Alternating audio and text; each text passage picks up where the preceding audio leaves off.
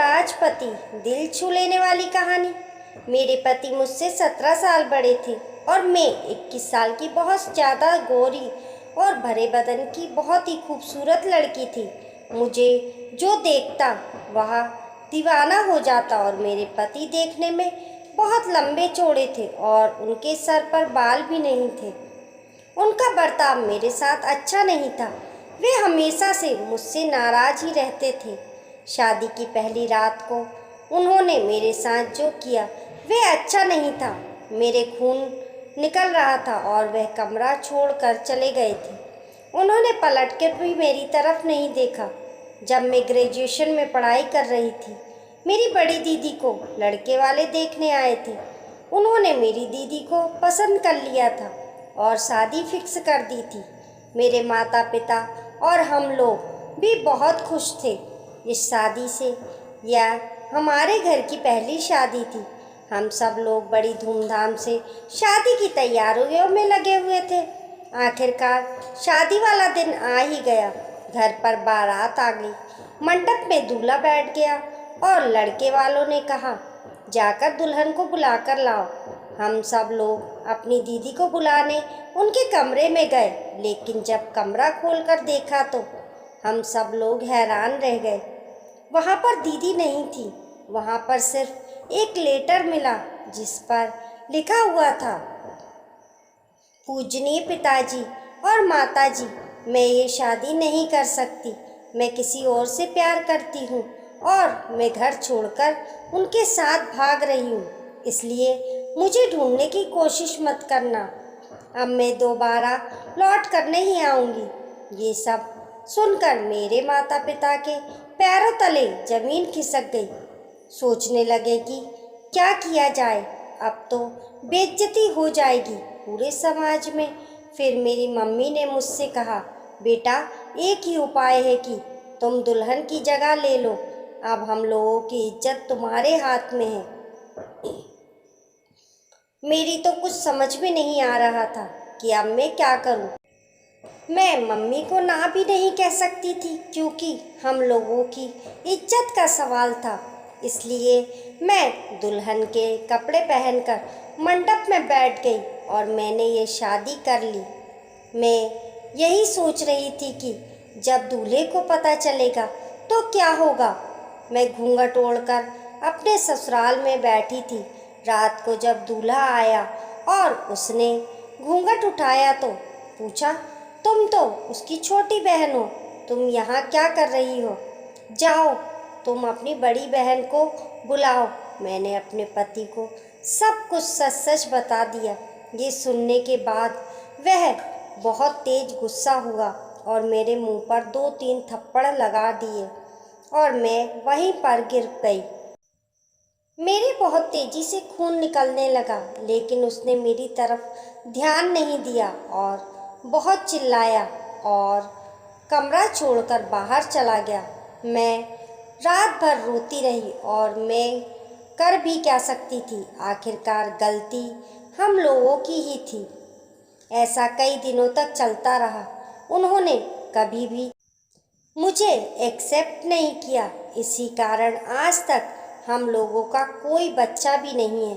मेरे पति बहुत अमीर थे। उनके पास पैसा, दौलत, सोना चांदी बहुत है, लेकिन बस हम लोगों के पास सुकून नहीं था।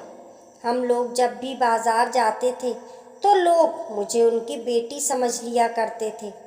यह देखकर वह मुझसे और भी ज़्यादा जल जाते थे, इसलिए वह मुझे कभी भी अपने साथ लेकर नहीं जाते थे। एक दिन मैंने पड़ोस में एक लड़के को देखा जो मुझे घूर रहा था। मैंने जब ध्यान से उसको देखा तो यह वही लड़का था जो मेरे साथ मेरे क्लास में पढ़ता था। उसका नाम रोहित था। हम लोग कभी एक साथ बैठकर बात कर लिया करते थे। मेरे पति से तो मेरी हमेशा लड़ाई ही होती थी। पूरा मोहल्ला हम लोगों पर हंसता था और हम लोगों की लड़ाई को देखकर मज़े लेते थे, लेकिन केवल रोहित ही था जो मेरे दुख दर्द को समझता था। एक दिन मैं और रोहित घर के बाहर खड़े होकर बातें कर रहे थे। तभी अचानक मेरे पति आ गए और उन्होंने हम दोनों को देख लिया। वे मेरे ऊपर बहुत चिल्ला रहे थे और मुझसे लड़ाई कर रहे थे। मैंने उनसे कहा कि मैं अब कभी उससे बात नहीं करूँगी, लेकिन वह मेरी बात सुनने को तैयार नहीं थे। बहुत ज़ोर ज़ोर से चिल्ला रहे थे, जिसकी वजह से उनका बीपी बहुत हाई हो गया था। वह चिल्लाते हुए जीने की तरफ जाने लगे, तभी उनका पैर फिसल गया। वह जीने से फिसल कर सीधा नीचे गिर पड़े। मेरी तो समझ में नहीं आ रहा था कि अब मैं क्या करूं। मैंने सोचा क्यों ना राहुल की मदद ली जाए, कोई और मोहल्ले वाला तो मेरी मदद नहीं करेगा।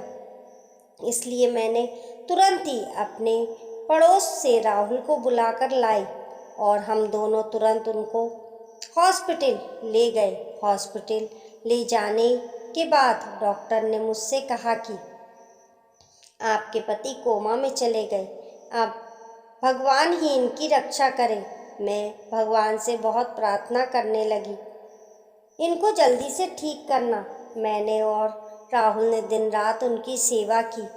मेरे पति को भी एहसास हो गया था कि इतना पैसा दौलत होने के बावजूद भी किसी ने उनका साथ नहीं दिया। सिर्फ राहुल और मेरी पत्नी ने मेरा इतना साथ दिया है। एक दिन डॉक्टर ने मुझे कॉल की और कहा आपके पति होश में आ गए हैं, जल्दी आ जाइए। मैं और राहुल जल्दी से हॉस्पिटल पहुँचे। मेरे पति ने मुझसे कहा कि अब मेरे पास ज़्यादा समय नहीं है, ये लो बक्से की चाबी, तुम और राहुल आपस में शादी कर लेना। मैं अब इस दुनिया से जा रहा हूँ, तुम लोग हमेशा खुश रहना। ये कहते ही वह इस दुनिया से चले गए। हम लोग बहुत रोए और उनको अंतिम विदाई देकर अपने घर लौटे तो ये चाबी से हम लोगों ने वह बक्सा खोला तो हम लोगों के होश उड़ गए। उस बक्से में इतना सोना, इतना चांदी था कि हम लोगों की 7 पुश्तें बैठकर खा सकती थीं। मैंने और राहुल ने शादी कर ली। आज हमारे 2 बच्चे भी हैं। आज हम लोग मज़े से अपनी ज़िंदगी जी रहे हैं और बहुत खुश हैं। दोस्तों, अच्छे इंसान के साथ हमेशा अच्छा ही होता है। ज़िंदगी में आप सिर्फ भलाई करते रहिए, वह भलाई का फल आपको एक दिन ज़रूर मिलेगा। दोस्तों, आपको ये कहानी कैसी लगी कमेंट करके ज़रूर बताइए और पसंद आने पर लाइक और शेयर करें। ऐसी ही अच्छी कहानियों के लिए चैनल को सब्सक्राइब करना ना भूलना। मिलते हैं फिर एक नई कहानी के साथ, तब तक के लिए नमस्कार।